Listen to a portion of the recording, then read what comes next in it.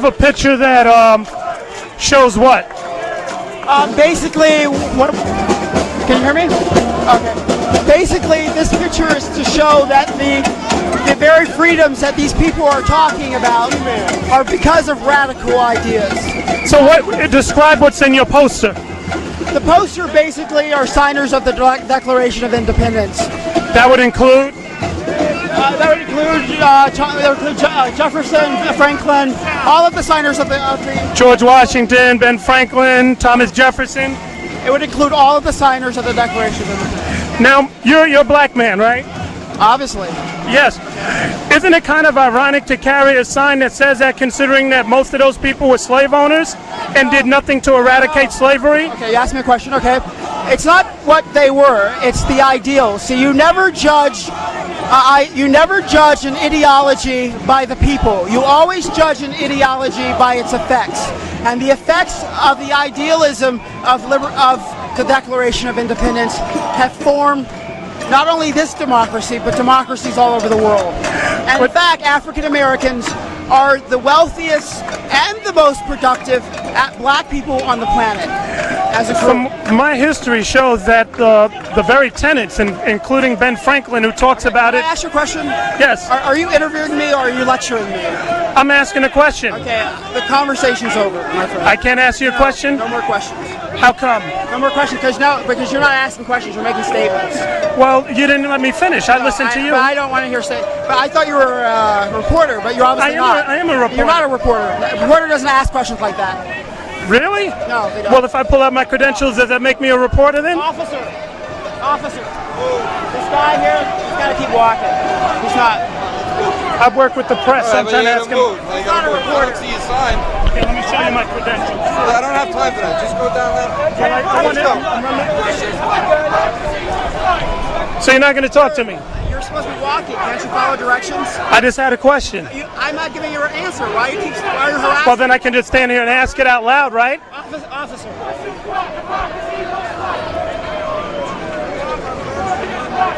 That's not the mentality of a reporter. What's the mentality of the reporter then? Because now what you're doing is harassing. Well, I just wanted to ask you a question. But I don't want to give you an answer. But I can still ask, right? No, it's not harassment after that. Well, harassment would be if I invaded your space or followed you or touched you. But as a reporter, I can always ask the question. Just another 4 more years. 4 more years. 4 more. No more. 4 more years. 4 more years. 4 more years. Bear with us. 4 more years. 4 more years. So you're not going to answer my question? Like 4 more years. 4 more years. It's not like I don't want to answer your questions. I think you're a good guy. I really think you're a good guy. Well, then I really have a curiosity about the question.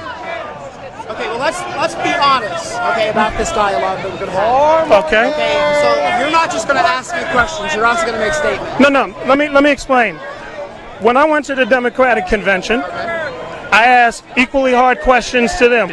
That's what a reporter asks. Well, you have to forgive me because you have to realize we've been here all day, and there have been many fraudulent reporters who have come to us. Well, I'm not a fraudulent reporter. You made a statement that made me go, wow, this is interesting. Let me come and ask the man some questions. Why don't we do this? Can we do it for about 4 minutes?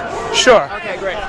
Now, the question that I was asking in response to what you were talking about with the freedoms of this country and the ideals was twofold. One, a lot of those ideas, at least according to Ben Franklin, came from the Iroquois Indian. That's what I read in his autobiography.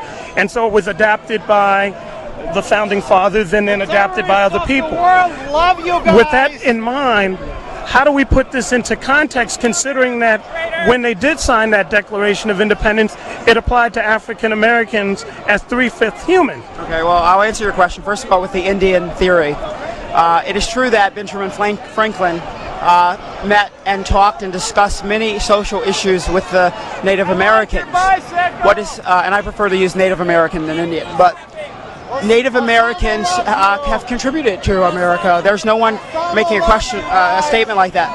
America's democracy is a republic. I mean, we follow a Jeffersonian democracy. Our beliefs actually come from not the Native Americans, but they come from the Greeks, the early Greeks, the ideals of elected representatives representing people and people voting. So there was no national voting amongst the Native Americans. The Native Americans were a very diverse group. So where you found a belief system in one area about government, in another area you would find a difference. So now with regards to your second question, could you repeat it, please? Which was the African Americans were considered 3/5 human. If I remember that issue, it was actually because the Southern people the Southern slaveholders wanted to count African Americans as whole people. The liberals in the North said, no, we will do it 1/3, because the South wanted to have more voter representation. And by saying that blacks were whole people, they could have more power in the elected in the Congress and the House of Representatives and the Senate. So actually a liberal and an abolitionist actually is the person who actually proposed the idea of the idea of the amendment dealing with African Americans not being human. So that's my view on that. I mean, I have a different historical perspective on it. Okay, and your name is? My name is Richard Ivory. And what organization are you with?